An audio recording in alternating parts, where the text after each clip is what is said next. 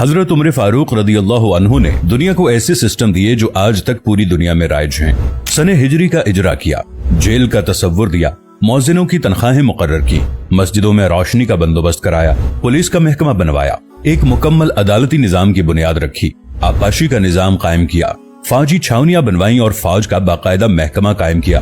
आपने दुनिया में पहली बार दूध पीते बच्चों, माजूरों, बेवाओं और बेआसराओं के वज़ाइफ मुकर्रर किए। आपने दुनिया में पहली बार हुक्मरानों, सरकारी ओहदेदारों और वालियों के असासे डिक्लेयर करने का तसव्वुर दिया। आपने बेइंसाफी करने वाले जजों को सजा देने का सिलसिला भी शुरू किया। आपने दुनिया में पहली बार हुक्मरान क्लास की अकाउंटेबिलिटी शुरू की। आप रातों को तिजारती काफिलों की निगरानी करते थे।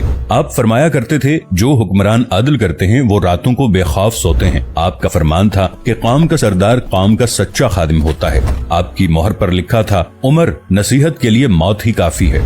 आपके दस्तरखान पर कभी 2 सालन नहीं रखे गए। आप जमीन पर सर के नीचे ईंट रखकर सो जाते थे। आप सफर के दौरान जहां नींद आ जाती थी, किसी दरख्त पर चादर तान कर साया करते और सो जाते और रात को नंगी जमीन पर दराज हो जाते। आपके कुर्ते पर 14 पैबंद थे और इन पैबंदों में एक सुर्ख चमड़े का पैबंद भी था। आप मोटा खुरदरा कपड़ा पहनते। आपको नर्म और बारीक कपड़े से नफरत थी।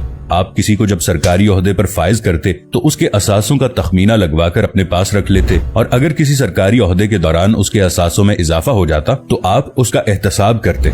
आप जब किसी को गवर्नर बनाते तो उसे नसीहत फरमाते, कभी तुर्की घोड़े पर न बैठना, बारीक कपड़े न पहनना, छना हुआ आटा न खाना, दरबान न रखना और किसी फरियादी पर दरवाजा बंद न करना। आप फरमाते थे, जालिम को मुआफ कर देना मजलूमों पर जुल्म है। आपका ये फिक्रा आज इंसानी हुकूक के चार्टर की हैसियत रखता है कि माएं बच्चों को आजाद पैदा करती हैं, हमने उन्हें कब से गुलाम बना लिया।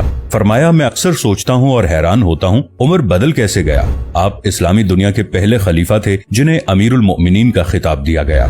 दुनिया के तमाम मज़ाहिब की कोई न कोई खुसूसियत है। इस्लाम की सबसे बड़ी खुसूसियत अदल है और हजरत उमर फारूक रदियल्लाहु अन्हु वो शख्सियत हैं जो इस खुसूसियत पर पूरा उतरते हैं। आपके अदल की वजह से अदल दुनिया में अदल फारूकी हो गया। आप शहादत के वक्त मकरूज थे, चुनाचे आपकी वसीयत के मुताबिक आपका वाहिद मकान बेचकर आपका कर्ज अदा कर दिया गया और आप दुनिया के वाहिद हुक्मरान थे जो फरमाया करते थे, मेरे दौर में अगर फुरात के किनारे कोई कुत्ता भी भूख से मर गया तो उसकी सजा उमर को भुगतना होगी।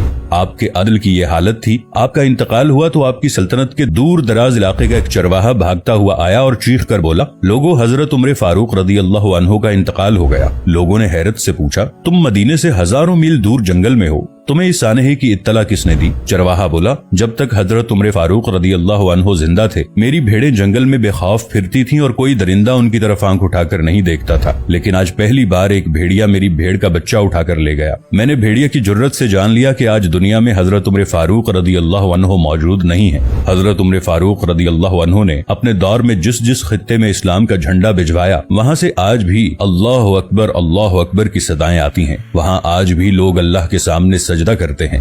दुनिया में अलेक्जेंडर का नाम सिर्फ किताबों में सिमट कर रह गया है, जबकि हजरत उमर फारूक रदियल्लाहु अन्हु के बनाए निजाम दुनिया के 245 ममालिक में आज भी किसी न किसी शक्ल में मौजूद हैं। आज भी जब किसी डाक खाने से कोई खत निकलता है, पुलिस का कोई सिपाही वर्दी पहनता है, कोई फौजी जवान 6 माह बाद छुट्टी पर जाता है या फिर हुकूमत किसी बच्चे, माजूर, बेवा या बेआसरा शख्स को वजीफा देती है तो वो मुआशरा, वो सोसाइटी बेइख्तियार हजरत उमर फारूक रदियल्लाहु अन्हु को अजीम तस्लीम करती है। वो उन्हें तारीख का सबसे बड़ा सिकंदर मान लेती है, माँ सिवाय उन मुसलमानों के जो आज एहसास कमतरी के शदीद एहसास में कलिमा तक पढ़ने से पहले दाएं बाएं देखते हैं।